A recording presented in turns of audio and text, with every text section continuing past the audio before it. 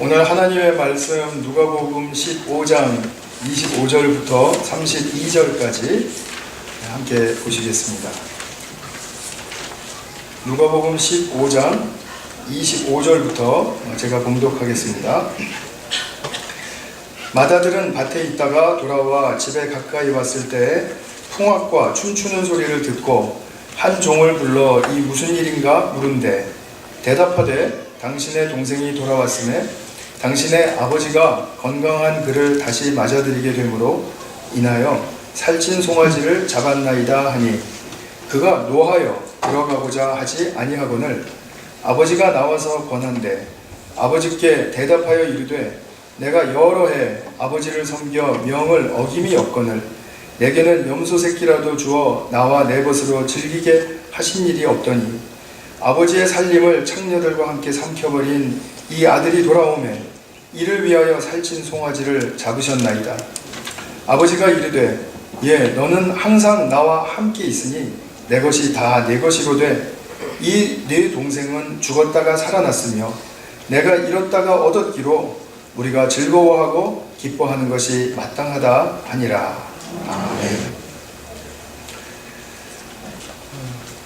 오늘은 가족의 달 설교를 드리고 싶은데요. 가족은 바로 삶의 가치가 우리 각자의 삶의 가치가 풍성히 피어나야 하는 곳이다 라는 그런 주제를 가지고 말씀을 드리도록 하겠습니다. 우리에게 꽤 유명하게 알려진 헨리 나우엔이라는 영성가이고 또 카톨릭 신부이신 분이 있죠.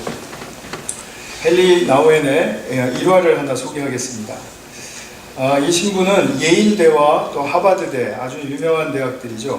신학부 교수를 지내면서 많은 좋은 책을 쓰고 또 훌륭한 강의를 해서 사람들에게 아주 치유의 길도 열어주고 또 회복의 길도 열어주었던 세계적으로 존경받는 그런 공인이었습니다. 그런데 어느 날 다른 사람은 회복하게 해주는데 자신은 우울증에 걸렸어요. 그는 많은 사람들에게 희망을 주긴 했는데 결국 자기를 돌보지 못한 결과였다 이렇게 말하고 있습니다. 삶의 이제 위기를 느낀 나우엔이 결국은 고민하다가 이제 삶의 전환을 결심하게 됩니다. 그래서 결국 이제 지적 장애인들이 모여서 살고 있는 라르시 공동체, 그 구체적인 이름은 토론토에 있는 데이브레이크 공동체인데요. 그쪽으로 찾아가게 됩니다.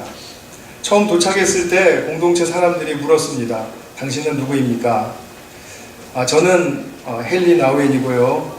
여기 오기 전에는 하버드 대학에서 교수직을 지내다가 오게 되었습니다. 그랬더니 그들이 물었습니다. 하버드가 뭔가요? 이런 질문을 받아본 적이 없었기 때문에 그날 큰 충격에 빠졌다고 합니다. 그는 그날 밤 일기에 이렇게 적었습니다. 오늘 나는 놀라운 경험을 했다. 이 사람들은 내가 하버드대 교수인 것과 공인으로서 많은 업적을 남긴 것을 알지도 못하고 관심도 없다. 이곳에서 나는 헨리 나우엔일 뿐이다. 이렇게 말했습니다. 그 후로 헨리 나우엔은 라르시에서 이제 전직 하버드대 교수가 아닌 헨리 나우엔이라는 그 자기 자신됨의 인간으로서 사는 법을 배우고 또 터득하면서 우울증을 이겨냈을 뿐만이 아니라 자기 자신의 존재 속에 잠재되어 있었던 그 가치를 말할 수 없이 풍요롭게 깨닫고 그리고 진정한 자유를 찾았다 이렇게 전해집니다. 이분이 그 후로 쓴 책들 아담이라든지 또 이는 내 사랑하는 자유라든지 탕자의 귀향이라는 책들은 오늘 21세기 이분은 이제 20세기 말에 돌아가셨지만 21세기에 들어와서도 기독교가 꼭 찾아야 할 참된 영성의 안내서로서 매우 중요한 역할을 하고 있는 것을 보게 되죠. 저는 교회 사역자이고 목사이지만 제가 목사로서 사역하고 또 일하는 것을 배우고 터득하는 것보다 물론 그것도 중요합니다. 그러나 더 중요한 것은 손민석이라는 한 인간이라는 그 존재로 살아가는 법을 배우는 것, 그것이 제 인생에 있어서뿐만 아니라 우리 교회를 위해서도 또 제 가정을 위해서도 훨씬 더 유익한 일이 될 것임을 저는 믿고 삽니다. 그것이 아니면은 저는 이 자리에 설 자격도 없고 설 수 있는 용기도 없고, 그리고 사실은 많이 부족한 사람이라 틀림없죠. 그러나 저라는 인간을 불러주시고 제가 저의 인생에 있어서 자신됨을 배워가지 않으면, 그러면 이 세상에 어떤 유익을 끼친다 하더라도 그 결국은 헨리 나우엔과 같은 비관과 우울일 수도 있을 것입니다. 우리가 여기 계신 어떤 분이라도 그렇다고 저는 생각해요. 자신의 존재가, 나라는 존재가 하나님이 창조하셔서 목적하신 바. 자, 하나님이 창조하셔서 목적하신 바가 뭡니까? 그냥 듣기는 좋죠. 그러나 그 구체적인 내용이 뭐죠? 하나님의 사랑과 하나님의 선하심이죠. 그 지고한 목표를 향한 길 위에서 소중하고 아름다운 가치를 찾을 수 있다라고 저는 믿습니다. 그 길을 걸어갈 때 우리는 찾게 되는 것이 바로 그런 축복입니다. 만일 우리 중에 누가 내가 이런 것을 해내야만, 이런 것을 이루어야만, 그 자리에 들어가야만 나는 가치 있는 사람이 될 것이고 그 자리에서 나는 떳떳할 것이다. 그러나 그런 자리에 올라가도 나는 교만하지 말고 겸손해야지. 만약에 이렇게 생각하고 있다면 삶의 가치를 이미 크게 잃어버리고 있다라고 볼 수도 있겠죠. 왜냐하면 삶의 가치라는 것은 획득하고 따내고 쟁취하는 것이 아닙니다. 삶의 가치라는 것은 이미 우리 안에 태어날 때부터 우리 존재 속에 들어와 있는 것이고, 그 가치는 이제 살아가면서 하나씩 하나씩 끌어내고, 그리고 싹이 나게 하고 드러나게 하고 나타나게 하는, 바로 그러한 과정을 가는 것이라는 거죠. 그렇기 때문에 우리의 가치는 따내는 게 아니라 나타나는 것이다. 이렇게 생각을 정돈하시면 훨씬 더 쉬운 인생을 사실 수 있지 않을까 싶습니다. 오늘 가정의 날 설교 말씀 드리면서 나누고 싶은 이야기는 이것입니다. 가족이란 세상 어디에서보다도 자기의 어떤 공로나 업적이나 어떤 자리나 이런 것이 정말 비천하다 할지라도 함께 하는 것만으로도, 서로 앞에서 존재하는 것만으로도 큰 기쁨이 되고 자랑이 된다라는 그것에 대한 것을 말씀드리고 싶습니다. 오늘 본문을 보시면은 이제 매우 친숙한 이야기이죠. 둘째 아들이 이제 탕진하고 그리고 이제 집으로 돌아오는 이야기 아닙니까? 유산으로 먼저 받은 그 재산을 다 이제 털어버렸죠. 그리고 이제 집에 돌아왔는데 이제 아버지의 반응이 참 놀랍습니다. 오늘 제가 이 이야기에서 좀 스포트라이트 하고 싶은 부분은 바로 아들이 돌아왔을 때 아버지가 아들의 무엇을 기뻐하는가에 대한 것입니다. 자, 왜 아버지는 아들의 무엇을 기뻐하셨을까요? 1번, 평생 가지고 있으면 이 해악이 될 이 재산, 이거 다 탕진해버려서 기뻐하고 있을까요? 2번, 그래도 아버지 생각하고 돌아와 준 것이 기특해서, 그냥 애비맘 알아줘서, 그래서 아버지가 기쁠까요? 3번, 이제 함께할 아들의 존재로 말미암아. 우리 교회 정답은 항상 3번이라는 거 아시죠? 3번. 2014년도 가을 수양회 이후로 우리 교회 선지 질문은 뭡니까 이거? 하여튼 3번입니다. 아버지는 이상하게도 아들의 과거 행적을 묻지 않습니다. 왜 그랬냐고 묻지 않죠. 왜 또 이 모양 이 꼴이냐, 지금 이 꼬라지가 이게 뭐냐, 이렇게도 말하지 않습니다. 무조건 눈앞에 보이니까 좋습니다. 어떤 무엇보다도 지금 아들의 존재를 자기 앞에서 기뻐하고 즐거워하는 것이죠. 아버지에게는 이것이 바로 진짜 살아있음을 느끼게 하는 것입니다. 하나님이 우리에게 이러하시죠. 물론 우리가 무엇을 잘 해도 당연히 기뻐하시죠. 그러나 못해도 여전히 사랑하시고 또 격려하십니다. 그러나 하나님은 우리가 당신과 함께 있는 그 자체, 그 모습 그대로를 기뻐하시고 즐기신다는 것입니다. 우리의 믿음은 바로 여기서 자랍니다. 나를 즐거워하시고 흐뭇해하시는 아버지 안에서, 아버지 앞에서 이제 내 인생에 대해서 내가 마음이 놓인다. 나의 강력한 한 편이 생겼다. 무엇을 하더라도 아버지는 나를 즐거워하시고 기뻐하신다. 내 아버지 앞만 떠나지 않으면 된다. 그렇기 때문에 나는 의욕이 있고 도전할 수 있다. 이럴 때 자기 삶에 왠지 모르는 안도감이 생기는 것이고, 그 다음에 무모하게 이거 내가 도전하는 거 아니야? 라는 생각보다는 내가 도전하는 이것은 내게 분명한 가치를 가져다 줄 것이라고 믿게 되는, 바로 그러한 것이, 바로 아버지의 그러한 모습, 나를 즐거워하시는 모습 앞에서 내가 아버지 때문에 이렇게 살아갈 수 있다라는 그것이 바로 우리의 믿음을 자라게 하는 거죠. 왜냐하면 그렇게 삶으로써 아버지께로 더욱더 가까이 가고 싶은 마음이 자라기 때문에. 우리가 한번 가까워졌다가 멀어지면 그러면 가까워졌었던 그 추억으로 살아가는 사람들입니까? 아니죠. 가까워졌으면 그 다음에 더욱 가까워지고 싶고, 가까워졌으면 그것보다 더욱 가까워지고 싶은 그런 아주 아름다운 열망을 가진 존재가 인간 아닙니까?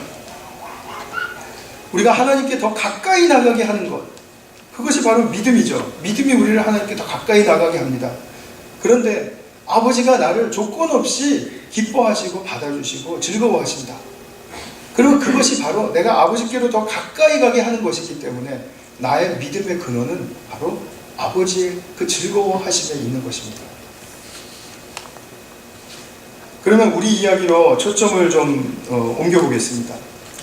이건 뭐 다 아시다시피 가정이란 부모와 자식지간, 또는 부부지간, 또는 또 형제와 자매지간, 동기간의 관계로 이루어져 있는데, 한번 좀 생각해 보시기 바라요. 나는 우리 가족 중에 뭐 다 알아도 좋고, 어느 누구 특별한 어떤 가족 일원이 함께 하는 것만으로도 좋고, 그리고 나는 그의 편이 되어줄 수 있다. 이렇게 생각이 드는 가족 일원이 있습니까? 그 대상이 부모라도 좋고, 또는 누나라도 좋고, 동생이라도 좋습니다. 아니면은 반대로 내가 나를 그렇게 무조건적으로 좋아해주고, 그리고 있는 그대로 즐거워하고 나랑 함께 있는 걸 즐거워한다는 거예요.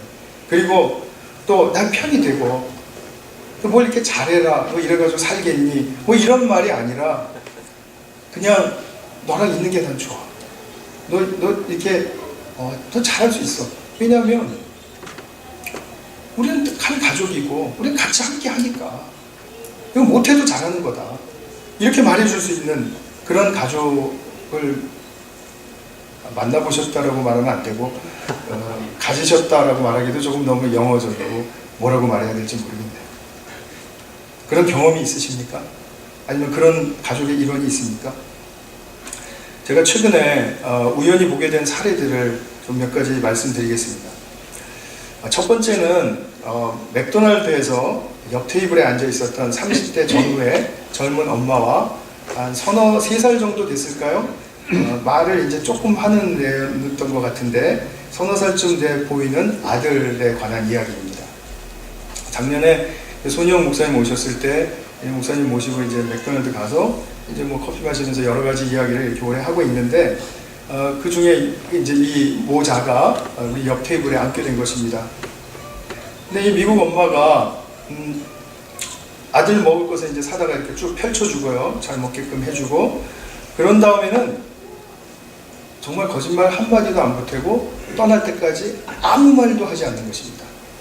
그리고 스마트폰만 들여다보고 있더라고요. 근데 그 시간이 제가 생각하기에는 한 25분, 30분 이렇게 됐던 것 같습니다. 그러니까 엄마는 스마트폰에 팔려 있으니까 아이가 굉장히 얌전했어요. 그러니까 밖을 멀구름이 이렇게 바라보기도 하고, 그 다음에 두리번 거리기도 하고, 감자칩 하나 집어먹고, 그 다음에 또 한숨을 쉬는지 안 쉬는지 모르겠습니다만, 하여튼 그렇게 연신 창밖을 내다보면서 감자튀김을 먹던 아이의 모습이 생각이 납니다. 다 먹은 것 같은데 다 먹었냐? 너 필요한 거 없냐? 이런 말도 없습니다. 제가 바로 가까이 바로 1m 앞에서 봤습니다. 그러더니 일어나더니 주섬주섬 이제 챙겨서 아들 데리고 나갔습니다. 저는 엄마도 좀 안 돼 보였지만 아이가 참 안 돼 보이더라고요. 식사는 교제의 자리이고 교통의 자리인데 한마디 대화가 없고 뭔가 진짜 이렇게 만남이 없습니다. 눈을 마주치는 일도 없습니다. 아이가 엄마의 사랑과 관심 속에 받아들여지고 있다라는 느낌을 받지 못했습니다. 그냥 제 상식으로는 이 식사 자리가 가장 따뜻하고 가장 말하기도 쉽고 이럴 수 있는 자리라고 생각을 하는데, 물론 다른 시간도 있을지 모르겠습니다. 그러나 이 아이가 엄마한테 좀 너무 소외당하고 있는 거 아닌가 하는 그런 느낌을 좀 받아서 그 사례가 생각이 많이 납니다. 두 번째 이야기는 지난 2월에 제가 한국 갔을 때였습니다. 아침에 이제 종종 저는 이제 양식집에 갑니다. 그 파리바게뜨라고. 가서 이제 아침을 사 먹곤 하거든요. 근데 그때 가면은 이제 우리나라 빵집에는 이렇게 자리가 있고 테이블이 있지 않습니까? 그러면 이제 아침 먹이려고 데려오는 엄마들이 있습니다. 그 애들한테 그 유치원 초등학생들 이렇게 데리고 온 엄마들이 있는데, 근데 거기도 뭐 바로 지척이죠. 옆 테이블에 이렇게 앉아 있는데 빵과 우유와 이제 주스 잔뜩 사다 놓고 이제 먹입니다. 맥도날드에서 본 이 엄마와는 상극입니다. 천천히 먹어. 이거 더 마셔. 너 이거 더 먹을래? 아니, 이제 그만 먹어. 막 모든 것을 지시합니다. 먹고 나서는 조금 좀 시간이 있었던 것 같아요. 근데 책 보더라고요. 애 책도 꺼내고 자기 책도 이렇게 꺼내고, 그래서 책 보자고. 근데 모르겠습니다. 3, 4분을 안 가는 것 같습니다. 이렇게 책 똑바로 들어. 허리 펴고 봐. 상에 턱 꿰지 마. 하여튼 엄마 책은 폼이에요. 저도 그 옆에서 책을 읽다가 똑바로 봐. 허리 펴야지. 저도 움찔움찔해요. 옛날에 엄마 음성 듣는 것 같아서. 아이에게서 그 시선이 떨어지지를 않아요. 절정은 죽집에 갔을 때였습니다. 고등학생으로 보이는 딸과 그리고 이제 엄마가 식사를 하고 있었는데요. 그 죽집에는 저와 그 두 모녀밖에 없었기 때문에 거기도 조용하게 무슨 말 하는지 다 들립니다. 근데 다 먹을 때쯤 된 것 같아요. 엄마가 갑자기 딸을 독촉을 합니다. 야, 빨리 먹어. 딸이 반문하죠. 왜? 아직 시간 많아. 지금 이거 다 먹고 가도 15분이나 남아. 그랬더니 엄마가 일찍 가서 앉아있으면 더 좋잖아. 정적. 흘러가는 가운데 저의 뜨거웠던 죽이 완전히 얼음덩어리가 되는 것 같은 느낌이 들어요. 그러더니 딸 입에서 결국 고함이 나왔습니다. 엄마 때문에 체하겠다. 그랬더니 엄마가 뭐라 그러는지 아세요? 죽 먹고 체하는 사람이 어딨니? 저는 그 두 모녀의 얼굴을 보지 않았습니다. 뭘 봐? 그럴까봐. 너무 무서워요. 제가 본 이 미국 엄마와 한국 엄마는 다 미국을 대변하고 한국을 대변하는 그런 엄마들 아니라고 저는 생각하고 싶습니다. 그러나 극대조이죠. 제가 말씀드리고 싶은 것은 뭐냐면 양쪽 다 아이를 있는 그대로 받아주고 즐거워하고 식사하면서 같이 엄마도 좀 이렇게 즐거워하고 좀 그러면 좋겠는데, 미국 엄마는 아이를 버려둔 것 같고, 한국 엄마들은 먹는 거, 책 보는 태도, 뭐 심지어는 학원 시간 5분까지도 관여를 하고 있으니까 정말 그 조종하는 그 엄마의 그 파워에 아이가 얼마나 정말 힘들까요? 제 옛날 생각도 나고요, 솔직히. 그리고 정말 그렇습니다. 제가 자녀들 이야기만 해서 좀 그런데요. 그런데 이 상대가 부모님일 수도 있고 또 배우자일 수도 있습니다. 형과 누나, 동생들일 수도 있습니다. 그 가족이 누구래도 내가 지금 함께 앉아서 뭐 햄버거를 하나 같이 먹고 있다. 그럼 이것이 같이 있는 것으로서 즐거움으로 식사가 좀 그렇게 회복되는 자리가 되면은 얼마나 좋을까. 그런데 그것이 아니고요. 항상 앞질러 가는 거죠. 항상 앞질러 가는 거죠. 지금 빨리 먹고 뭐 하면 더 잘 될 거라는 그 생각. 그래서 어떤 그 영성원에서는 식사 시간을 절대로 그 30분 이하로 끝내지 못하게 하는 데도 있습니다. 여러분들 식사 얼마 만에 하십니까? 한 5분이면 하십니까? 식사 다시 한번 좀 잘 생각해 보시기 바랍니다. 자기 기준에 이제 성이 안 차면 그러면은 우리 가족이 부끄러워지는 거죠. 대상은 누구든지 가족 일원 누구나 다 해당할 수 있습니다.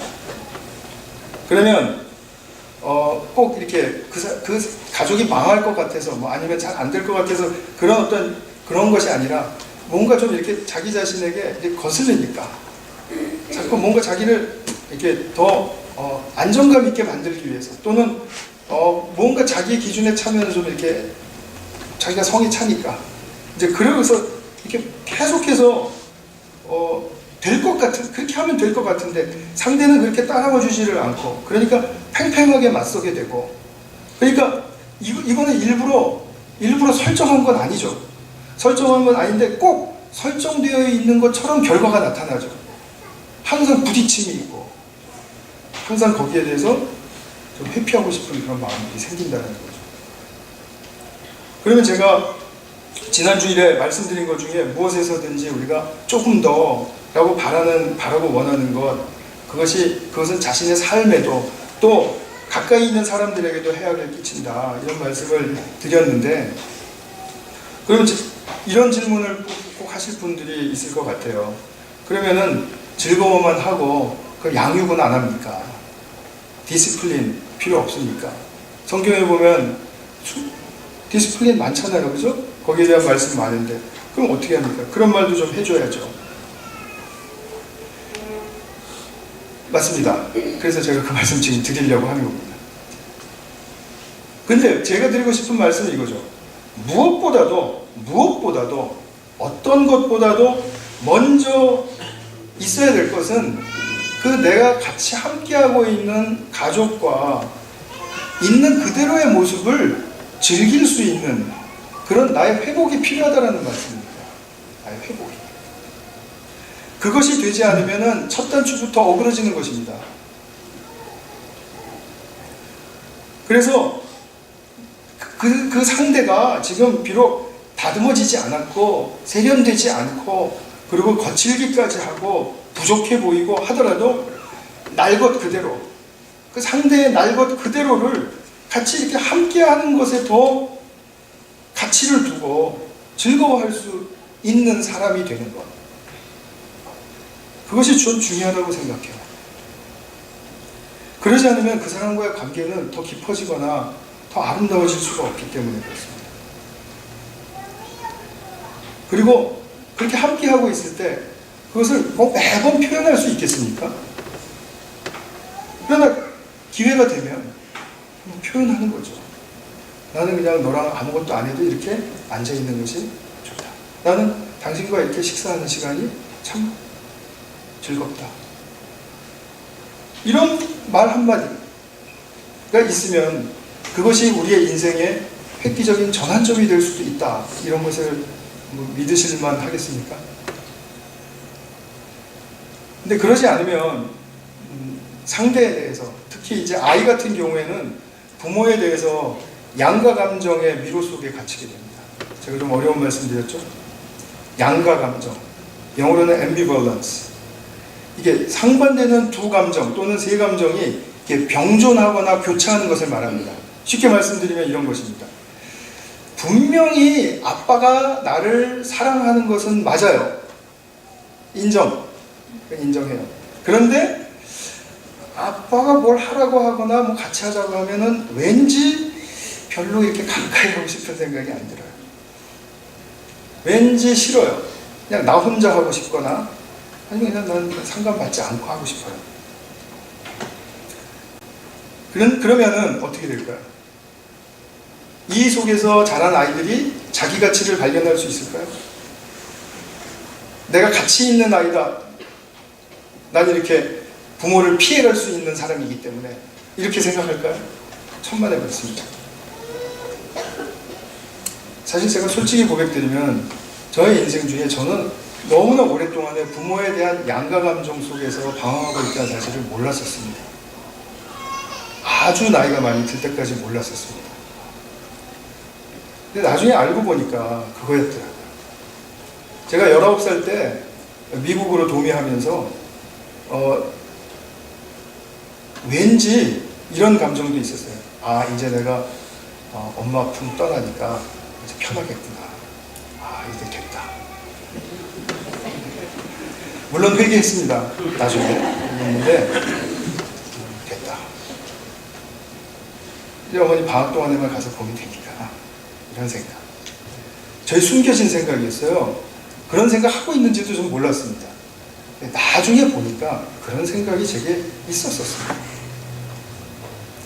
그런 가운데 저의 삶이 저의 가치를 발견할 수 있는 삶을 살아갔느냐, 천만의 말씀이 나타나는 거죠.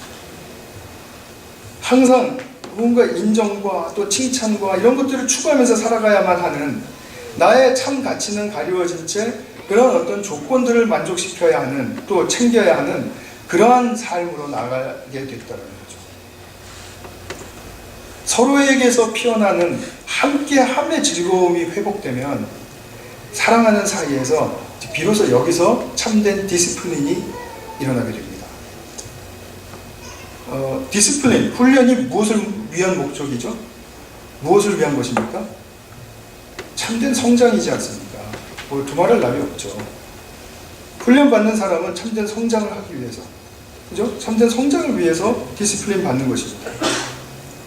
하나님께서 우리에게 사랑의 훈련하실 때, 오늘 보면은 우리 본문에서 이제 하나님은 아버지로 이제 우리가 보여지는 것이죠.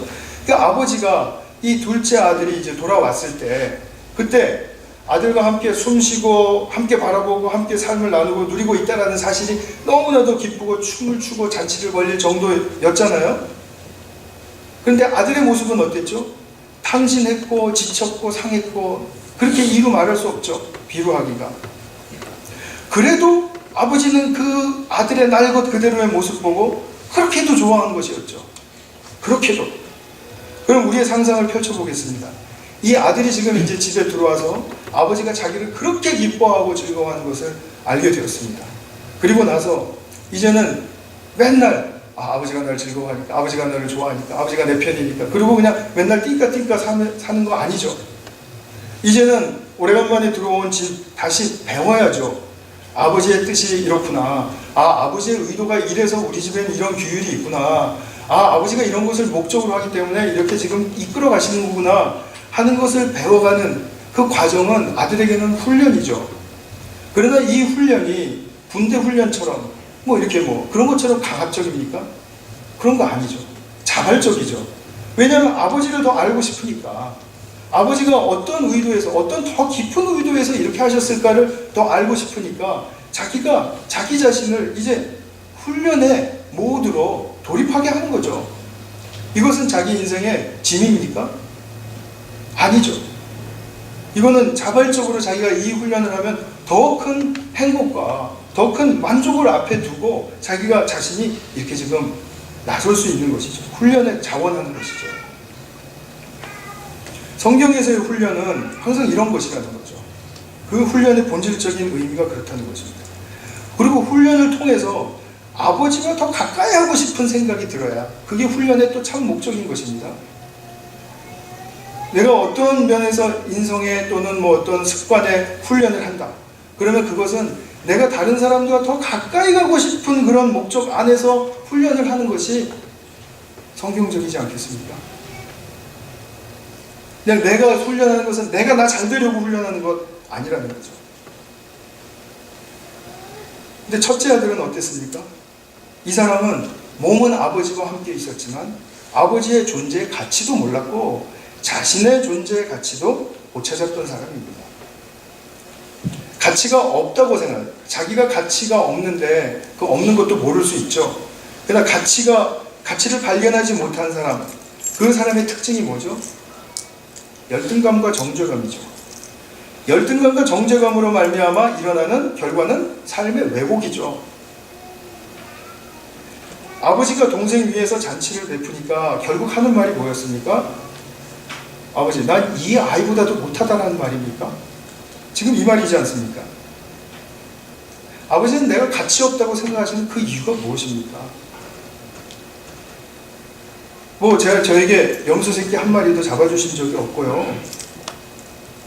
그러니까 우리가 요즘 보는 그 드라마나 뭐 이런 데서 아빠가 나한테 뭐 해준 게 있다고 그리고 탁 뛰쳐나가는 사춘기 애 같지 않습니까?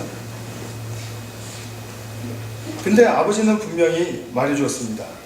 너는 항상 나와 함께 있으니 항상 나와 함께 있다라는 그 가치를 모르는 거죠. 함께 있는 그 자체가 얼마나 복된 것인지를 모르고 지금 놓쳐버리고 있는 거죠. 그러면서 다시 확실하게 아버지가 말하죠. 내 동생은 죽었다가 살아났으며 내가 잃었다가 얻었기로 우리가 즐거워하고 기뻐하는 것이 마땅하다. 누가 즐거워하고 기뻐하는 것이 마땅하다고요?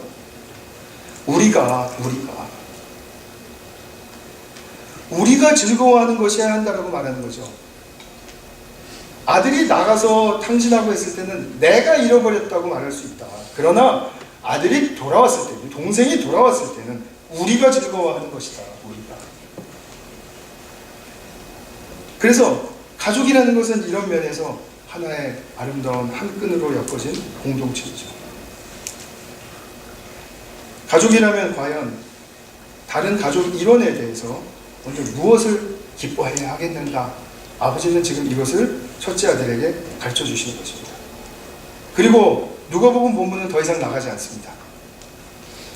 왜 나가지 않을까? 여러 가지 생각이 들기도 합니다만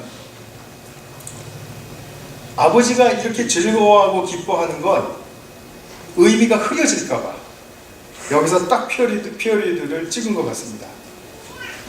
이것이 그토록 중요하다. 그 다음 문제는 지혜를 구하면서 해결할 문제입니다. 그러나 이것 없으면 어떤 것도 제대로 된 하나님 나라의 복락을 누릴 수 있는 그런 길을 갈 수 없다. 지금 이것이죠. 말씀을 맺겠습니다. 오늘 제가 쉽지 않은 것 같은 말씀을 드린 거라고 생각하시면은 좀 저의 의도에서 좀 벗어납니다. 어렵지 않습니다. 내가 상대를 그대로 받아주는 것, 사실 경험하면은 굉장히 즐겁고 의미 있고 내게도 유익하기 때문에 이것은 한번 하면은 내가 이거 힘들게 해야 될 일이 아닙니다. 내가 누구와 함께 있는 것이 그렇게 막 싫다 이런 것이 오히려 더 어렵죠. 우리가 훈련을 한다 또는 뭐 잔소리를 하고 아주 엄청나게 그 에너지와 또 그 모든 것을 다 쏟아붓지 않습니까? 시간과 그렇게 해서 그대로 되는 것이 더 쉽습니까?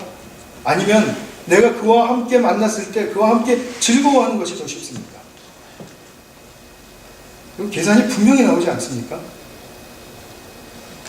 아무리 잔소리하고 아무리 해도 그렇게 안 돼요. 안 되지 않습니까? 아니, 안 된다고 전부 다 단언하니까 기분 나빠하실까봐. 안 되지 않습니까? 그 아이는 또는 그 사람은 자기의 길을 가게 되어 있습니다. 요즘 우리가 사무엘상 묵상하면서 엘리의 아들 보시잖아요. 또 더 나아가면 사무엘의 아들들도 보시지 않습니까? 자기 자식들, 자기 배우자는 자기 갈 길 갑니다. 내가 아무리 노력하고 애써서 고쳐지는 건 아닙니다. 고쳐질 수 없습니다. 그러니까 지금 무엇을 해야 가장 쉬운 일입니까? 그와 함께 즐거워하는 것, 그와 함께 기뻐하는 것, 그것이 저는 가장 쉬운 일이라고 믿습니다. 우리 모든 성도님들께서 정말 이 진리의 세계로 들어가는 바로 이 삶의 문을 활짝 열어보실 수 있기를 바랍니다. 그러면 우리의 삶의 가치는 여기서부터 풍성하게 피어날 것입니다. 기도하겠습니다.